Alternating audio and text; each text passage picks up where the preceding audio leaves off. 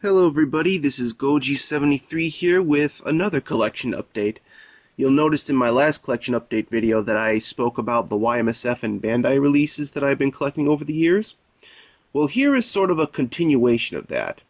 Now this particular part is not going to be focused on Bandai or YMSF, but rather this time it's going to focus on the NECA figures. Yes, I have been collecting those, and yes, I think they're actually pretty good. I heard they're pretty controversial, but for me personally, I think they're alright. They're not bad. They do a decent job, for the most part. But anyway, let's get started.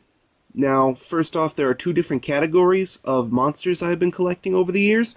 So, for the first one, we'll focus on Pacific Rim, because I have been collecting quite a few figures from that film since it began. So, let's get started.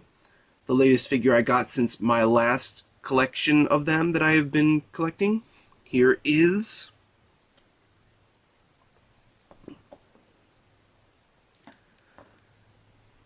Trespasser. Now, just to clarify, this is Trespasser.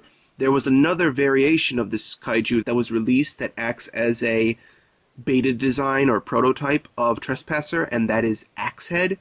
I didn't get Axehead because of the two, Trespasser is pretty much the more accurate variation, I guess. The one that is, like, legit. So I picked him up. He was the first kaiju that actually appears, so I figured why not. Pull him off to the side here. The next figure I actually got at, well, G-Fest, but there's a little bit of a history to that. So let's pull him out as well, and I hope he can balance too.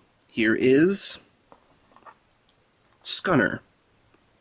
Now, as I was saying, there's a little bit of a history to that. I actually picked this up at a G-Fest. I think it was the last one I was just at from last year. And I was originally going to pull him out for a collection update, but because my good friend Deadzilla, or you may all know as Kyle Joe, his favorite kaiju was Scunner, so I decided to give him that figure, and in return he presented me with a print of my series, Godzilla and His Amazing Friends, which you can see on DeviantArt and other such places. But anyways, I picked up Scunner because, you know, I might as well pick up the rest of the figures from the film, and Scunner was one of them. So there you go. The next figure I got is actually a second variant of a kaiju I already have, but I figured I picked him up because he was more size accurate. And with that, I might as well reveal that this next one is Knifehead. Now this version is supposed to be the Series 3 version of Knifehead, but that one is battle damaged. The one you're looking at right now is actually the Toys R Us exclusive variation of him, which features a much cleaner paint job that doesn't have the stain. So it's more or less just Knifehead, but more size accurate. Which is cool, because I figured I'd pick him up because I like Knifehead's design.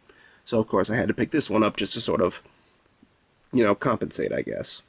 So there you go.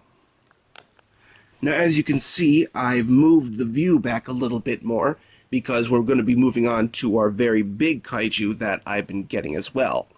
And I am of course meaning my favorite kaiju that appeared in the film. I hope I got her all here. There we go. Otachi, the land version. Yes, as I just said, Otachi is my favorite kaiju that appeared in the film because she actually looks like a really cool monster. Huge tail that she uses in battle. She has wings, which we'll get onto momentarily. But of the two, this is my favorite because the versatile tail, the cool hunched over pose. So, of course, I had to pick her up, which I did. Now I'm going to quickly move Otachi out of the way because in addition to the land version, I of course got the other variation of her, which I hope I can stand properly here. Flying Otachi, which is of course the biggest kaiju of the Pacific Rim figures that I have currently got so far. Yes, since I had the land version, I figured I might as well pick up the flight version as well, which is of course a cool addition because, you know, three abilities in one. Can't go wrong with that. So of course, naturally, I had to pick up this version as well, which is of course really cool. And now that everything's moved out of the way, it's time to pull out the last figure of the Pacific Rim line that I have been picking up. And I will need to stand for him, so if you'll just give me a second.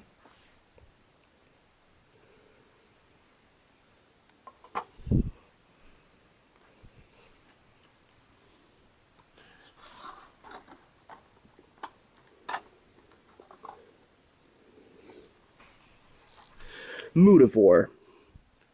This one is actually the most recent buy I just got not too long ago, and I figured I'd pick him up because, unfortunately, the Pacific Rim line is ending, with him in hardship as the last kaiju to be featured in the line, which is a little unfortunate because I would have loved to see them complete it with Raiju and Slattern and so on.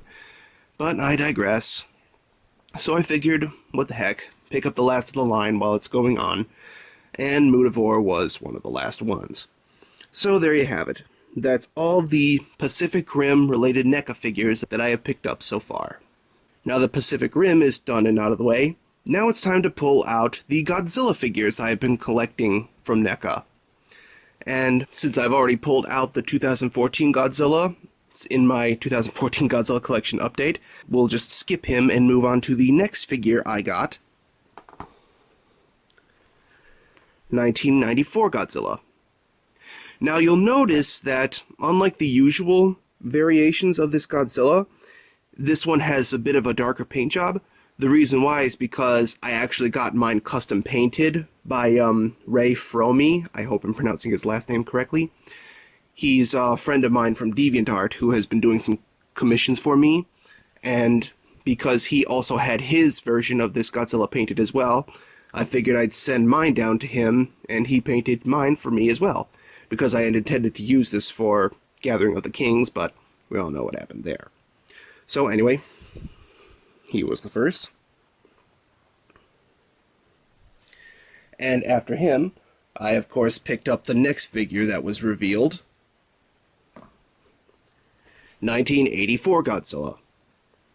Now I know there was a lot of controversy surrounding this particular Godzilla due to a series of problems that have been going down, but I figured I'd pick him up because I am a Godzilla completionist when it comes to 6-inch figures, and I figured I'd pick him up because he is what possibly will be the only articulated 1984 Godzilla that ever comes out.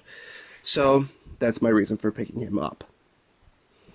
I will discuss my personal thoughts on this figure when I actually get to reviewing it. And of course, this next one, I'm sure you all know, and I had to pick him up for obvious reasons. NES Godzilla. I also have mixed feelings for this particular variation of Godzilla, but because of obvious reasons, aka my reading of the NES Godzilla creepypasta here being a huge success, which I'm thankful for, by the way, thank you to all of you, I figured I had to pick him up because it only seemed right for me to do it. So, of course, I had to, and like 84, I'll discuss my personal opinion on the figure when I get to it. And last but certainly not least, the last Godzilla figure that I've gotten for the time being until they release new figures is the 1954 Godzilla. Arguably considered one of the best releases of this particular of the Godzilla figures that have been released so far. I, of course, had to pick him up, and, unsurprisingly, he turned out to be really, really good. So, I look forward to reviewing him in the near future. He makes a good stand-in for the Monster Arts Godzilla, which I'm sure will come out later. So, of course, I had to pick him up. And that just about does it for this collection update. This is the NECA figures that I've been collecting so far, and in the back, clockwise, it's Flying Otachi, Otachi, Scunner, Mutavore, Trespasser, and Knifehead. And in the front we have 1994, 1984, NES, and 1954 Godzilla in the front. So that's all the NECA figures that I have been getting so far this year. I look forward to reviewing them as well in the future. And until then, I'll see you all later.